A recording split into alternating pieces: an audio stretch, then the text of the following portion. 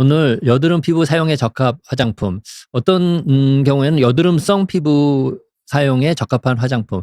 이게 제가 마음대로 정하는 게 아니고 식약처에서 이 여드름이 있는 사람 피부에 사용해도 적합한지 아닌지 그걸 테스트하는 방법을 고시해 놨습니다. 그래서 식약처에서 정하는 방법대로 테스트를 해서 여드름이 더 나빠지지 않는 경우에 화장품의 여드름 피부 사용에 적합한 화장품이다. 이렇게 거기 적을 수 있게 그렇게 해 놨습니다. 그래서 오늘 이 얘기를 좀 드리려고 합니다.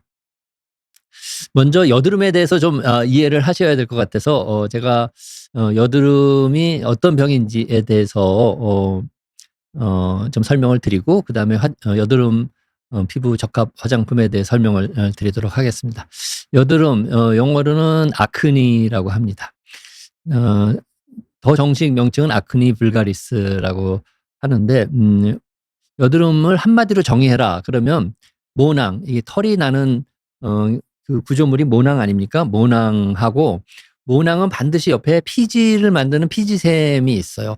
피지샘이라고도 하고 피지선이라고도 하는데 모낭과 피지샘이 붙어 있습니다. 그래서 모낭과 피지샘에 생기는 만성 염증성 질환을 우리가 여드름이라고 합니다.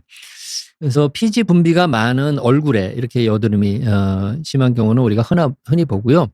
이 피지 분비가 많은 부위가 얼굴 말고도 등 중에서도 이제 상부 등, 그러니까 이 날개 축지 있는데 그런 등하고 가슴 부위 이런 데도 피지샘이 상당히 많이 있습니다. 그래서 여기도 피지 분비가 많거든요. 그래서 피지 분비가 많은 등에 생기면 우리가 등드름이라고 하죠. 그래서 여드름은 모낭하고 그 주위에 있는 피지샘에 만성적으로 염증이 생기는 질환이고 얼굴하고 등하고 가슴에 많이 생긴다 이렇게 설명을 드릴 수 있고요. 그러면 왜 생기느냐 여드름이 왜 생기느냐 하는 것을 말씀드리면 여드름이 생기는 이유는 4가지나 됩니다. 가장 중요한 거는 피지샘에서 피지를 많이 만들어서 여드름이 생기기 시작한다 하는 것을 꼭 아셔야 됩니다. 그래서 피지샘에서 피지 분비가 증가되는 이유는 안드로젠이라는 호르몬이 많아지면 피지샘에서 피지 분비가 많아집니다. 그러니까 우리가 이제 10살 이전에는 아직 성적으로 발달되지 않았기 때문에 안드로젠이라는 호르몬이 그렇게 높게 형성되지 않고 있습니다. 그러다가 사춘기가 되면 드디어 여자애도 그렇고 남자애도 그렇고 이제 성적으로 발달을 하게 되죠. 그러면 남자는 물론이고 여성에서도 안드로젠 호르몬이 많이 만들어집니다. 그러니까 안드로젠 호르몬이 많이 만들어지면 피지샘을 자극해서 피지샘이 커져요. 피지샘이 커지면 피지샘에서 피지 분비가 많이 증가하게 됩니다. 그럼 피지 분비가 증가하면 어떻게 되느냐면 밖으로 배출이 되는데 배출이 될 때 피지샘에 피지가 배출되는 그 피지가 통과하는 그 관이 반드시 옆에 있는 모낭을 통해서 나가게 돼 있습니다. 그래서 피지샘에서 피지 분비를 많이 하면 만들어진 피지가 모낭을 통해서 밖으로 이렇게 피부 밖으로 잘 나가면 큰 문제가 없는데 모낭 끝이 각화 현상으로 그러니까 각질이 많이 만들어져 가지고 모낭 입구를 막게 되면은 피지가 모낭을 통해서 잘 나가야 되는데 끝이 막혀 있으니까 나가지 못하고 모낭 안에 피지가 쌓이게 됩니다. 피지는 자꾸 만들어지는데 밖으로 못 나가니까 모낭 안에 쌓인 피지가 점점점 많아지니까 모낭이 풍선처럼 이렇게 커지게 되고 심한 경우에는 풍선이 터듯이 모낭이 터져서 밑으로 피지가 많이 피부 안으로 들어가는 일도 발생을 하게 됩니다. 그리고 우리 모낭 안에는 누구나 한두 마리의 여드름균이 정상적으로 존재합니다. 그러니까 우리가 그거를 상재균이라고 그러는데 이 모낭 끝이 이 각질에 의해서 막히면 거기가 이제 산소가 부족해지고 또 이 여드름균이 산소를 별로 안 좋아해요. 그래서 현기 상태를 좋아하거든요. 산소가 부족한 상태에서 여드름균이 잘 자라게 되고 또 이 여드름균은 피지를 먹고 삽니다. 근데 피지 분비가 증가하니까 여드름균이 먹이가 많아지니까 잘 자라겠죠. 자기가 좋아하는 산소가 부족한 상태에서 먹이가 많아지니까 여드름균이 굉장히 많아지게 됩니다. 그래서 여드름균이 많아지면 여드름균이 피지를 분해해서 지방산으로 바꾸게 되고 그 지방산이 피부에 염증을 유발해서 여드름이 염증이 더 심해지는 이제 일이 생기게 됩니다. 그리고 여드름균 자체가 직접적으로 염증을 유발하기도 하죠. 그래서 염증 반응이 심해져서 처음에는 이제 면포라고 하는 염증이 없는 그런 이제 초기 병변으로 생기지만 이제 여드름이 진행될수록 염증이 심해져가지고 구진이라는 이제 형태로도 나타나고 면포가 구진으로 되고 또 구진이 이제 고름이 잡히면 농포가 만들어지기도 하고 농포가 커지고 깊이 여드름이 생기면 이제 결절 형태의 결절성 여드름도 생기게 됩니다. 그래서 여드름의 원인은 피지 분비가 증가해서 이것이 모낭을 통해서 밖으로 잘 배출돼야 되는데 모낭 입구가 각화 형상의 비정상적인 각화 현상으로 모낭 입구가 막히면 피지가 잘 분비되지 않고 이 피지가 모낭에 축적이 돼서 모낭이 점점 커지게 되고 또 모낭 안에 피지가 쌓이고 또 모낭 안에 산소가 부족해지니까 여드름균이 잘 자라게 됩니다. 여드름균이 자라면 여드름균이 피부에 염증을 유발하기도 하고 여드름균이 피지를 분해해서 만드는 지방산 패티 애시드 지방산이 피부에 염증을 유발해서 피부에 염증 반응을 일으켜서 여드름이 점점 심해지고 염증성 여드름이 생기게 된다. 이렇게 설명을 드리고요. 여드름의 원인은 우리가 4가지가 잘 알고 있기 때문에 나중에 이거를 치료를 어떻게 여드름을 어떻게 관리하느냐 이런 얘기를 드릴 때 요 4가지를 좋게 하는 그런 치료법을 하면 됩니다. 피지 분비가 많아지니까 피지를 잘 제거하는 그런 치료를 해야 되고요. 각화 현상으로 모낭 끝이 막혔기 때문에 모낭 끝을 뚫어주는 그런 치료를 해야 되고요. 여드름균이 많아지기 때문에 여드름균을 죽이는 그런 치료를 하게 되고 염증이 증가하기 때문에 염증을 억제하는 그런 치료를 하고 생활 습관을 가지면 여드름은 좋아질 수 있다 이렇게 생각이 됩니다. 그래서 여드름의 기본 변보는 면포예요.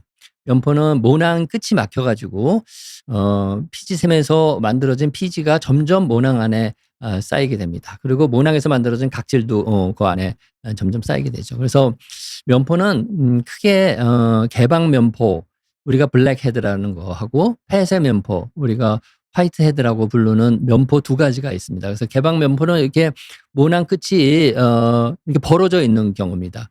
그리고 벌어져 있는데 여기에 있는 각질이 까매지기 때문에 개방면포는 우리가 까맣게 보여서 블랙헤드라고 합니다. 여기 자세히 보면 까맣게 보이는 게 있고 폐쇄면포는 거의 이렇게 닫혀 있는 겁니다. 그러니까 피부색으로 되어 있기 때문에 우리가 이걸 화이트헤드라고 부르고요.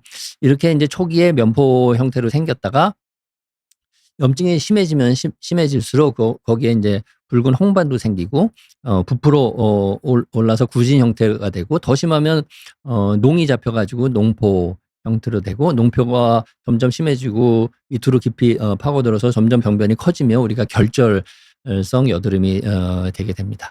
그리고 여드름은 여드름이 흉터가 생기지 않는다면 우리가 치료하지 않아도 이제 사춘기의 꽃이라고 하지 않습니까? 대부분 사춘기가 지나면 좋아지는데 만약 흉터가 생기지 않는다면 우리가 크게 걱정을 하지 않을 수도 있겠는데 여드름은 불행히도 치료를 안 하면 푹 파인 흉터를 남기기 때문에 여드름은 초기에 잘 치료해서 흉터가 생기지 않도록 해줘야 된다 하는 것을 강조드립니다.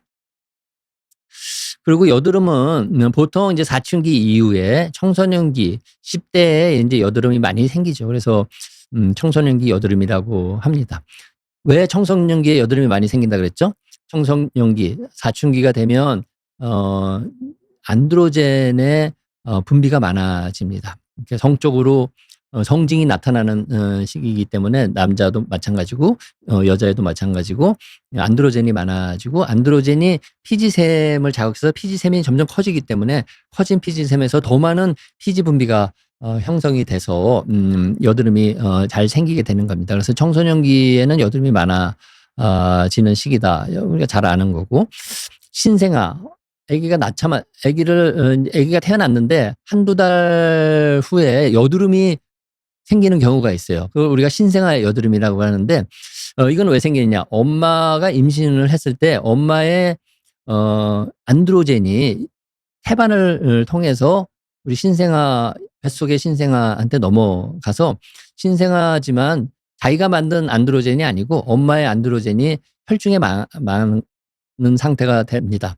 그래서 아기가 태어나면 그 혈중에 높아진 엄마 안드로젠 때문에 신생아의 피지샘이 자극을 받아가지고 이 피지 분비가 일시적으로 많아져서 신생아 때 여드름이 생기는 경우가 있습니다. 신생아 여드름이라고 그러고요.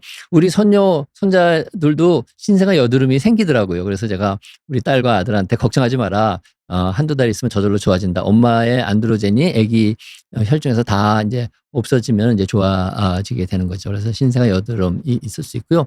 또 나는 이제 나이가 먹어서 20대 후반, 20대가 되고 30대가 되고 성인이 됐는데도 여드름이 지속되는 경우가 있습니다. 우리가 이걸 성인 여드름이라고 그러는데 성인 여드름도 안드로젠의 분비가 성인 때까지 심해서 분비가 많아서 피지샘을 계속 자극하기 때문에 피지샘에서 피지를 계속 많이 만들어서 여드름이 생기는 경우를 우리가 성인 여드름이라고 합니다.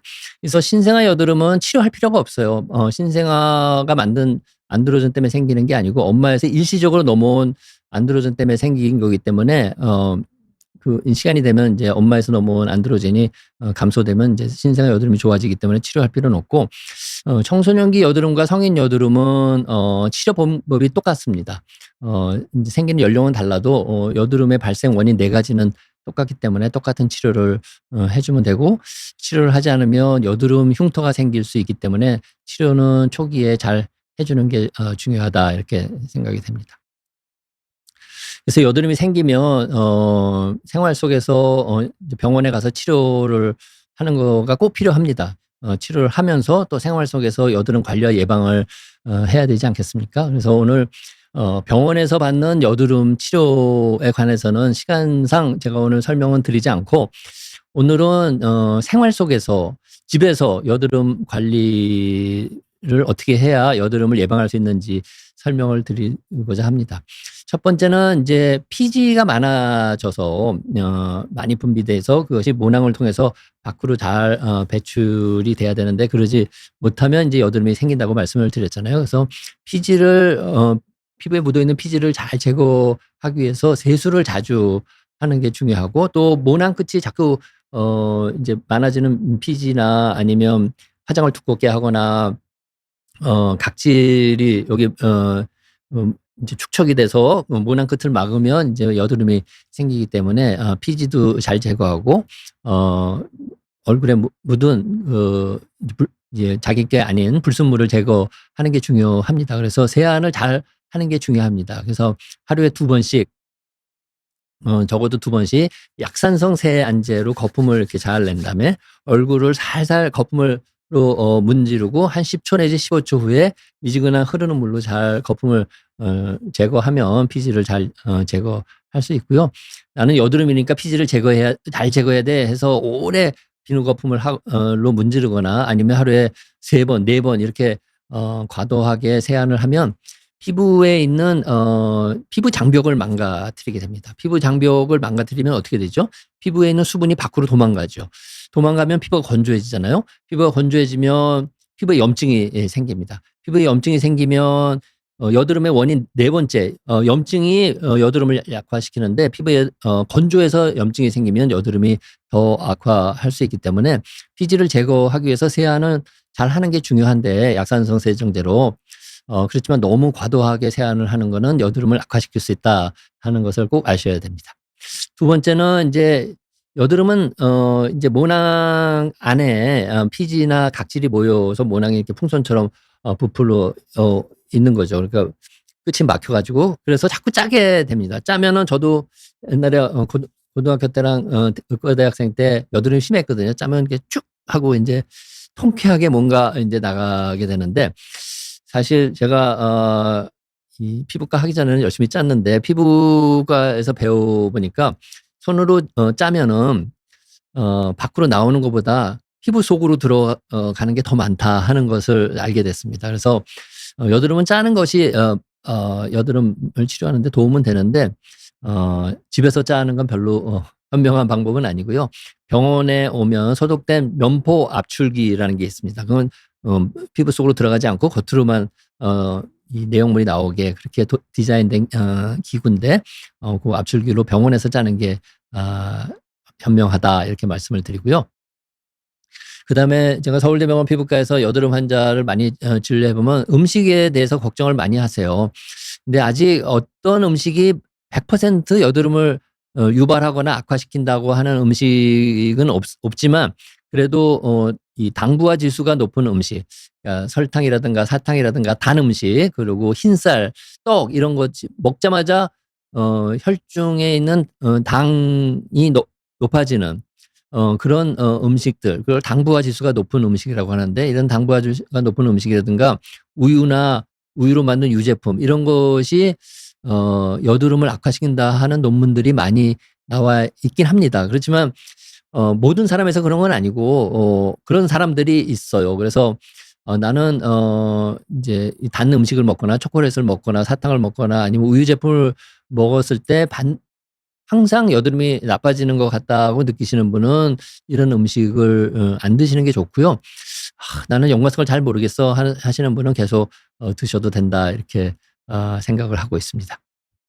그다음에 이제 스트레스를 많이 받으면 스트레스 호르몬이 코티졸이라고 하는 호르몬이거든요. 그 스트레스를 받으면 코티졸이 높아지는데 코티졸이 이 부신피진 호르몬입니다. 그래서 부신피진 호르몬이 여드름을 악화시킬 수 있기 때문에 스트레스를 받거나 수면이 부족하거나 하면 여드름이 나빠질 수 있기 때문에 스트레스를 해소하기 위해서 잠을 잘 자고 아니 경미한 운동 또 취미생활 이런 거를 해서 스트레스를 해소하는 것이 여드름 관리와 예방에 도움이 된다 이렇게 말씀을 드립니다.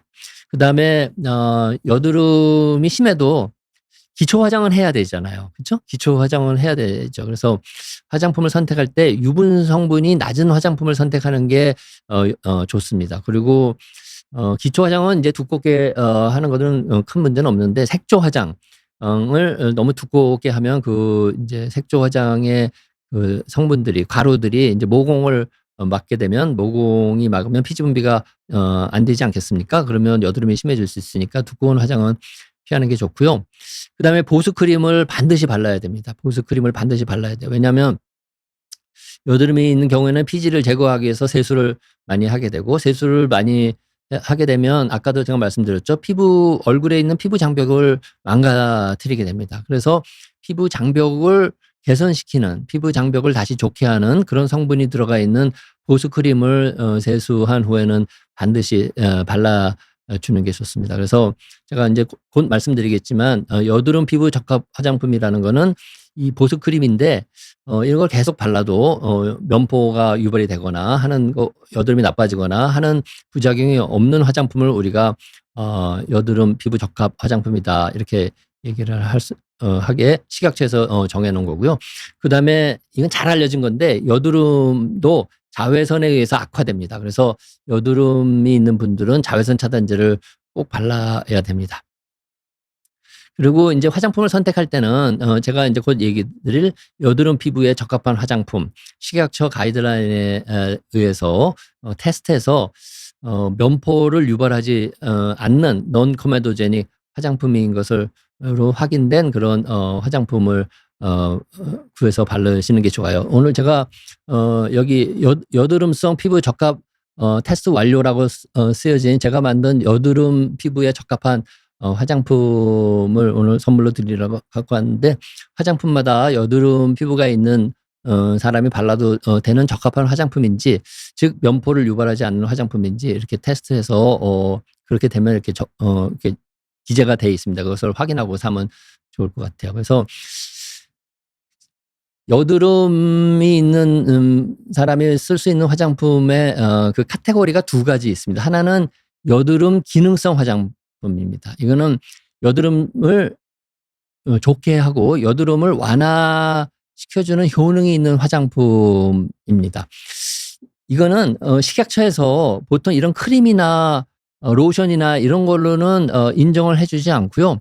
세정용 제품, 즉 이 세안제로만 이런 거를 인정을 해줍니다. 그래서 이 세안제를 가지고 8주간 피부에 사용했을 때 있는 여드름이 플라세보, 그러니까 가짜 세정제, 그러니까 가짜라기보다도 유효 성분이 들어가 있지 않는, 여기서 유효 성분은 살리실릭 애시드, 살리실리산이 0.5% 들어가 있습니다. 그래서 살리실리산 0.5% 들어가 있는 세안제와 그것이 안 들어가 있는 세안제를 비교했을 때 0.5% 살리실산이 들어가 있는 세안제를 8주간 사용을 하는 경우에 여드름이 좋아지기 때문에 0.5% 살리실산이 들어가 있는 세정용 이제 세안제만 여드름 기능성 화장품으로 인정을 해주고 있고요. 그래서 이런 크림 종류나 로션 종류는 우리나라에는 여드름 기능성 화장품은 나와 있는 게 없다, 이렇게 말씀을 드리고, 오늘 제가 얘기 드리는 여드름 피부 사용에 적합한 화장품,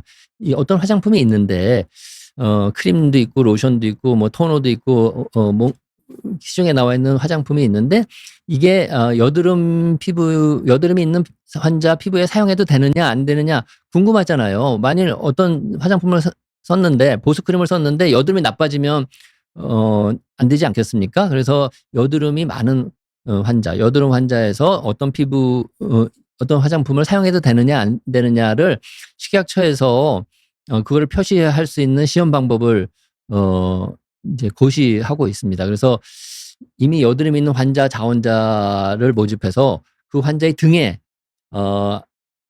일주일에 3번씩 어떤 화장품을 일주일에 3번씩 4주간 총 12번을 바르게 합니다. 그래서 3군데 이렇게 발라가지고 이 화장품을 발랐더니 12번 바른 후에도 여드름이 생기거나 면포가 유발되지 않는 경우를 우리가 넌 코메도제닉, 그러니까 면포를 유발하지 않는 화장품이라고 해서, 이거는 이제 여드름이 좋아진다라는 의미보다도 이 화장품은 여드름을 악화시키지 않는다 하는 의미입니다.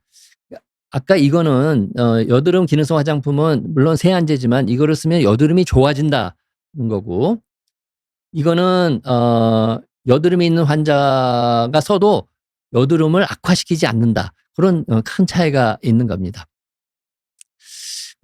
제가 만든 ABH 플러스 스누큐어 트러블 키트라는 게 있습니다. 이거는 제가 서울대병원 피부과 실험실에서 여드름의 원인 4가지, 피지 분비가 증가되고 여드름균이 증가되고 또 모낭 끝이 막혀 있고 염증 반응이 있다. 그래서 제가 그렇게 생각한 거예요. 이제 여드름 피부 적합한 화장품, 여드름이 나빠지지 않는 화장품을 만드는 것도 중요하지만 이왕이면 여드름이 좋아지면 더 좋지 않겠습니까? 물론 식약처에서 인정은 해주지는 않지만 여드름 피부 적합한 화장품이지만 사실 더 깊이 들어가면 여드름도 좋게 하는 그런 성분이 숨어 있으면 더 좋겠다, 이런 생각을 한 거죠. 그래서 우리 피지 분비를 억제하는 그런 천연 성분을 찾고, 또 여드름균을 죽이는 그런 천연 성분을 찾고, 피부의 염증 반응을 억제하는 그런 천연 성분을 찾아서 요 트러블 키트를 여기 오늘 가져온 트러블 키트를 보면 이렇게 2가지 제품이 들어가 있는데, 한 에센스 제품이 있고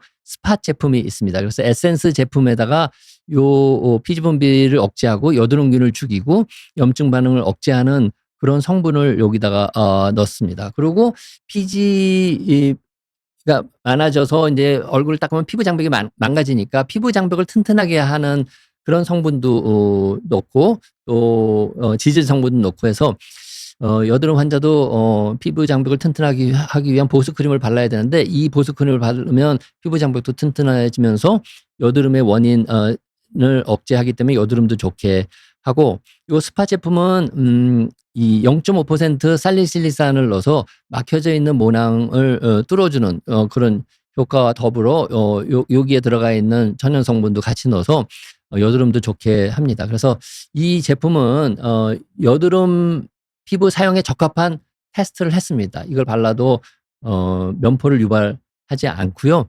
그렇지만 식약처에서 인정을 해주지는 않지만 이거를 사용하면 여드름의 원인 4가지를 억제해서 기존의 여드름도 좋게 하는 효과도 있습니다. 저희가 임상 연구를 통해서 확인을 했거든요. 그래서 오늘 이런 화장품도 있다, 이렇게 설명을 드리고요. 오늘